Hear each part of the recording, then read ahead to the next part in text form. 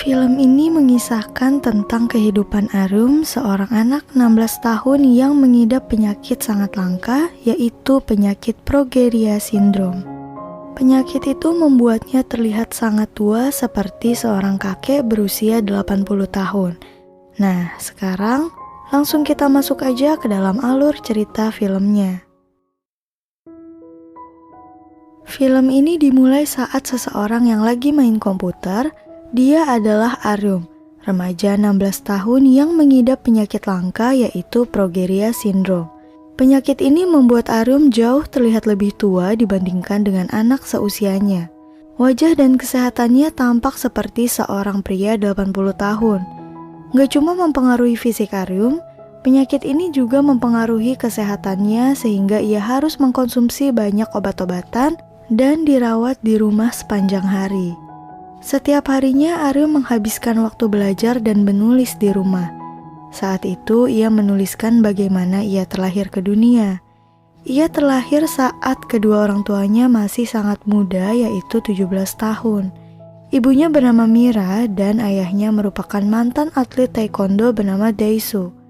Berita tentang kehamilan Mira di usia sekolah ini membuat kedua orang tua mereka menjadi sangat marah.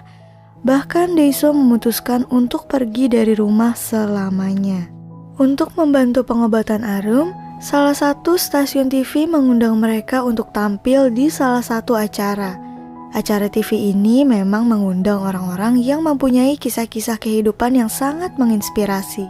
Karena untuk mengandalkan pendapatan dari Mira dan Daesu aja nggak cukup, makanya Mira bekerja di tempat laundry sedangkan Daesu bekerja sebagai supir taksi. Setelah tayang di televisi, akhirnya keluarga mereka pun mendapatkan banyak donasi untuk pengobatan Arum. Sesekali Daesu juga membawa Arum pergi bekerja bersamanya. Tapi sejak tampil di TV, ada banyak hal yang terjadi. Misalnya, penumpang ada yang ketakutan, tapi nggak sedikit yang mendoakan kesehatan Arum. Gak cuma itu aja, Arum juga terkadang mendapatkan perlakuan keras dari orang-orang seusianya yang membuat ayahnya ingin menghajar habis-habisan anak-anak itu. Setelah kejadian itu, Arum jadi murung dan gak percaya diri untuk keluar rumah. Tapi ibunya selalu mencoba menyemangati Arum dan mengatakan bahwa gak semua orang sekuat dirinya. Ayah dan ibunya pasti selalu membela anaknya sebagai wujud rasa kasih sayang mereka. Suatu hari, pas Arum lagi main komputer, ia ngecek emailnya. Ia mendapatkan email dari seseorang bernama Suha. Gadis itu mengaku mendapatkan email Arum dari stasiun TV. Ia juga mengatakan kalau ia sebaya dengan Arum dan mengidap sebuah penyakit. Ia berharap Arum dan dirinya bisa berteman. Setelah membaca email tersebut, Arum di malam itu gak bisa tidur dan terus memikirkan siapa gadis di sana yang ingin mengajaknya berteman. Malam itu juga ia mendengar ayah dan ibunya sedang berbicara. Ibunya sangat menyesali apa yang terjadi pada putranya tersebut. Berulang kali ia menyalahkan dirinya atas apa yang terjadi pada Arum. Bahkan ia juga berharap Arum gak pernah dilahirkan ke dunia. Mendengar pernyataan ibunya tersebut udah pasti membuat Arum sangat sedih, walaupun setiap harinya mereka sangat menyayangi dan merawat Arum dengan tulus. Sesekali Arum keluar dan mengobrol dengan pria tua baik hati tetangga mereka yang bernama Pak Jang. Hingga akhirnya Arum pun bertanya, apakah normal jika seorang gadis mau berteman dengannya? Pak Jang menjawab hal itu bisa saja terjadi, tapi biasanya gadis itu juga sedang sakit sama seperti apa yang ia alami. Waktu pun berlalu, karena sakit yang semakin parah, Arum akhirnya harus dirawat di rumah sakit, tapi kali ini ia harus bersama dengan anak-anak yang membuatnya gak nyaman. Gak cuma mereka, beberapa wanita gereja juga membuat Arum dan ayahnya gak nyaman dengan keadaan tersebut. Hingga akhirnya Daesu pun mengusir mereka. Keadaan Arum yang semakin parah ini membuat dirinya berani untuk membalas emailnya Suha yang ia cuekin beberapa hari yang lalu. Awalnya Arum ketakutan kalau gadis itu nggak akan membalas emailnya. Tapi apa yang dia rasa itu cuma ketakutan semata aja. Ternyata gadis itu tetap membalas emailnya Arum bahkan di tengah malam sekalipun. Setiap harinya mereka bertukar kabar satu sama lain hingga Suha merekomendasikan sebuah lagu yang menemani Aryum menjelang tidur. Saat mendengar lagu itu, Aryum membayangkan dirinya seperti seorang remaja pada umumnya yang menikmati masa mudanya. Suatu hari, produser dari acara TV meminta Mira menyetujui kelanjutan episode tentang putranya itu. Tapi dia menolak dan mengatakan kalau keadaan Aryum terlalu lemah.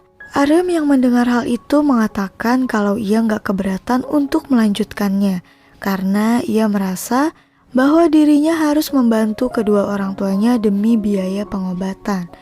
Sementara di tempat lainnya, ayahnya juga bekerja keras dan rela melakukan apapun demi mendapatkan uang tambahan untuk anaknya. Nah, akhirnya persiapan untuk episode kedua acara TV tersebut pun dilakukan. Melihat produser yang berada di sana, Aryum langsung mendekatinya dan mengucapkan terima kasih kepada pria itu karena telah memberikan emailnya pada Suha. Tapi anehnya, pria itu malah mengatakan kalau bukan dia yang memberikan email tersebut. Setelah itu, ia pun kembali bertukar kabar dengan Suha seperti biasanya. Karena penasaran, Aryum menanyakan tentang kehidupan pribadi gadis itu.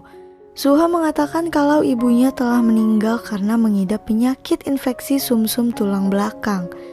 Dan saat ini ia juga mengidap penyakit yang sama. Keesokan harinya, produser kembali menemui Aryum di rumah sakit. Produser mengatakan kalau ia ingin mempertemukan Aryum dengan Suha di episode kedua nanti.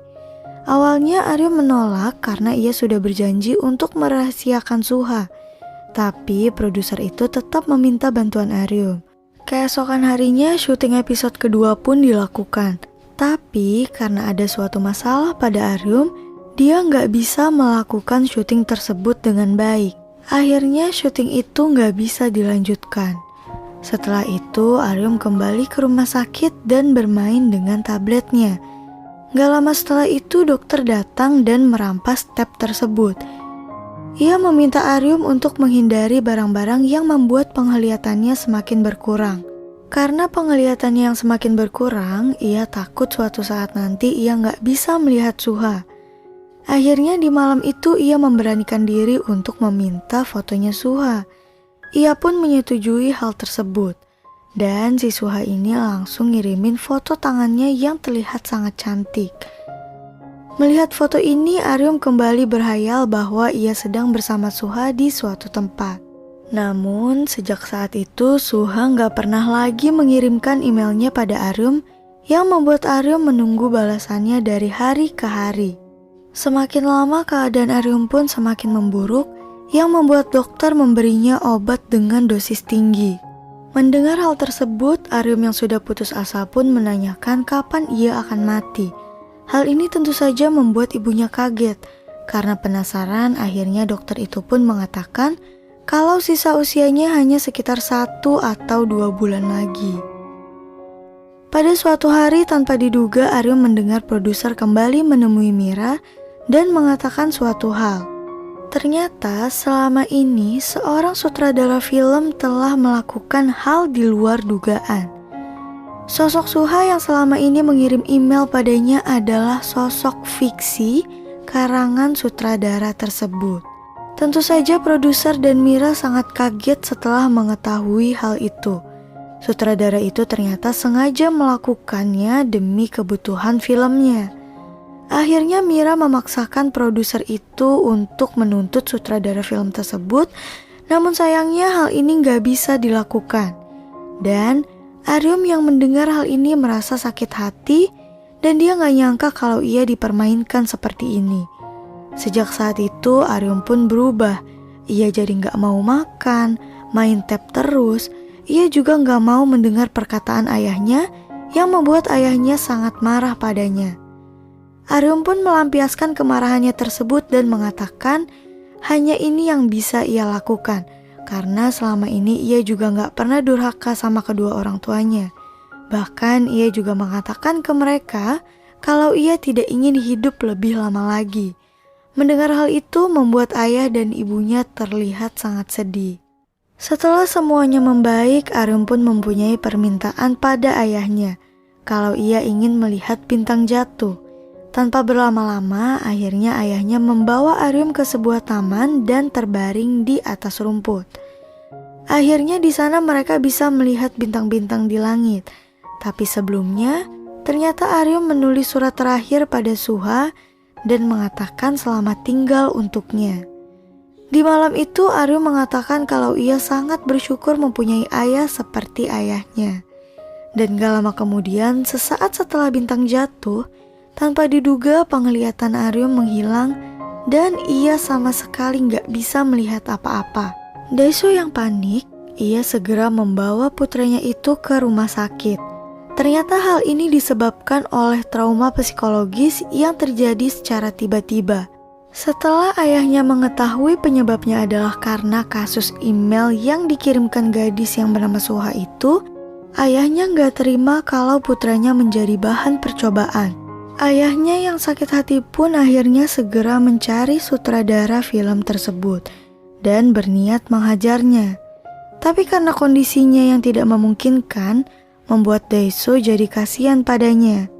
Gak cuma itu aja, ayahnya pun memberikan puisi yang ditulis Aryum pada sutradara tersebut. Setelah membaca puisi itu, Daeseo kembali teringat dengan ayahnya yang sudah ia tinggalkan sejak 16 tahun yang lalu.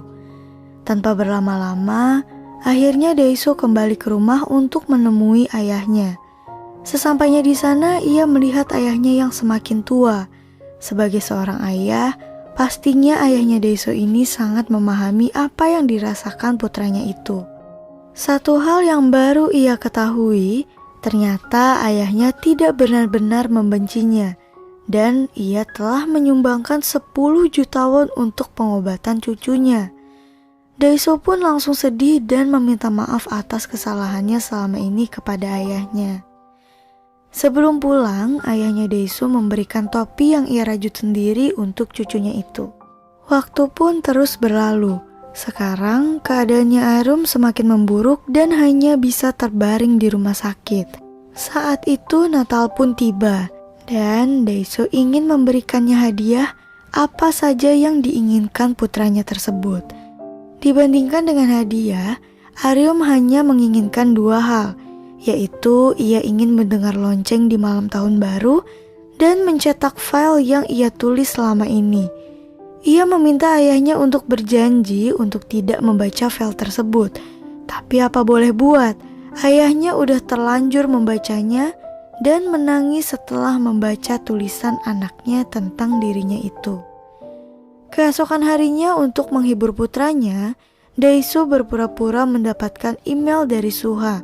Akhirnya, Aryum yang mengetahui ayahnya telah berbohong tersebut meminta ayahnya untuk membaca email kedua kalinya. Tapi ayahnya gak bisa mengulangi kalimat yang sama dan mencoba mengalihkan perhatian.